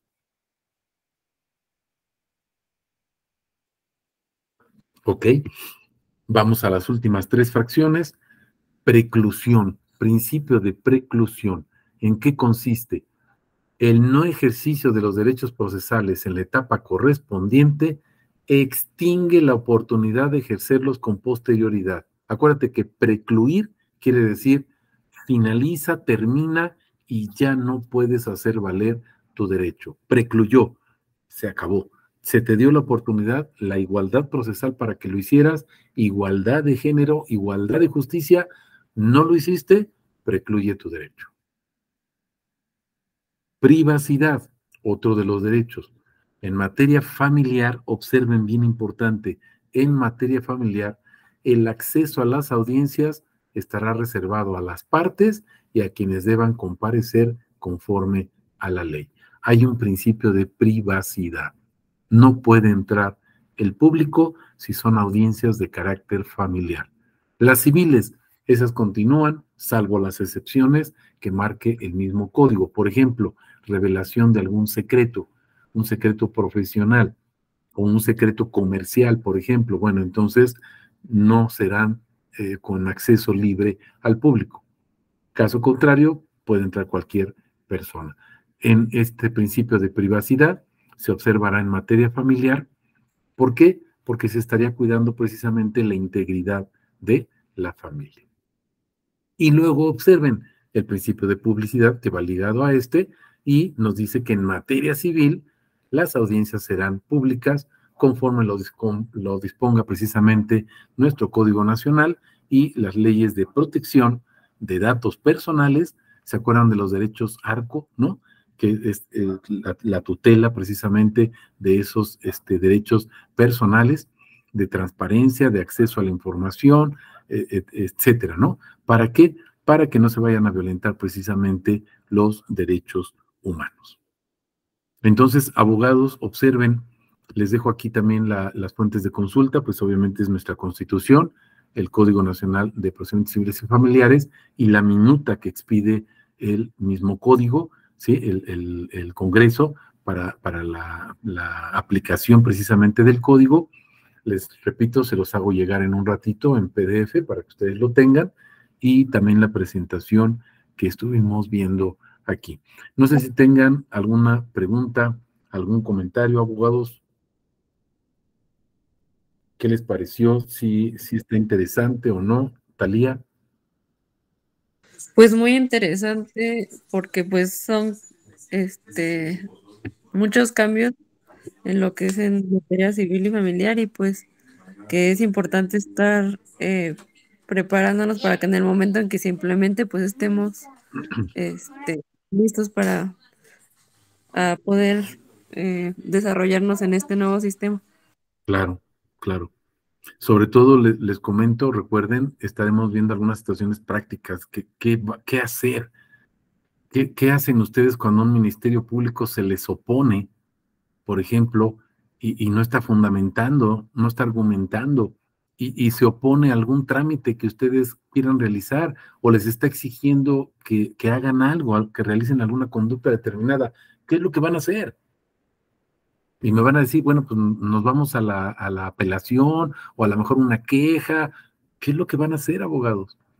Acuérdense de los principios, repasen los principios que estuvimos viendo. Acuérdense, por ejemplo, el principio de lealtad, ¿se acuerdan? Lealtad procesal en la fracción 11. Todas las partes están involucradas, pero cualquier participante, el que sea, ¿sí me explicó? La dirección procesal, sí es cierto que está a cargo de la autoridad judicial, pero acuérdense que también las partes podemos contradecir. Ahí está en la fracción quinta, la fracción sexta. ¿Me voy explicando? Entonces, si ustedes se ubican aquí, y ya se los puse ahí nuevamente en la postal, la fracción tercera, acuérdense que es principio de colaboración. Ustedes tienen que participar junto con el Ministerio Público. No pongan más trabas. Les vuelvo a repetir, el próximo lunes que estemos llevando nuestra sesión, les voy a proyectar ahí algunos videos para que ustedes se den cuenta de lo que les estoy comentando y observen la conducta del Ministerio Público, que es bien frecuente verlo ya dentro de la práctica, cómo se opone precisamente a ciertas diligencias. ¿Qué es lo que van a hacer ustedes? ¿Y cómo lo van a hacer? Que es lo importante, cuál va a ser el fundamento legal y su argumentación jurídica para que ustedes lo hagan. ¿Sale, vale? Pero bueno, ok. No sé si tengan alguna otra pregunta, algún otro comentario, dudas. Ustedes me dicen. O ya hasta los arrollé y los dormí. Ya han de estar roncando.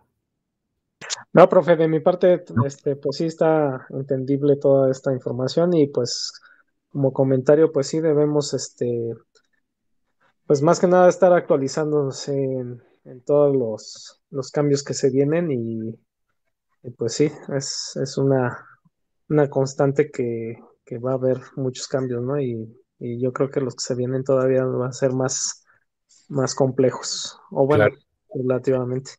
Sí, Gracias. sí. Así es, así es. Ok, abogados, pues si no tienen algo más, muchas gracias por acompañarnos y pues espero verlos en la siguiente reunión. Les mando, en un ratito les mando los PDFs que les comenté y en cuanto llegue el video, ya sea hoy más noche o mañana temprano, les mando la liga para que ustedes lo puedan revisar. ¿Sale, vale? Sí, profesor, gracias. Ok, excelente noche para todos. Igualmente. Hasta Gracias luego. igualmente. Hasta luego. Hasta luego.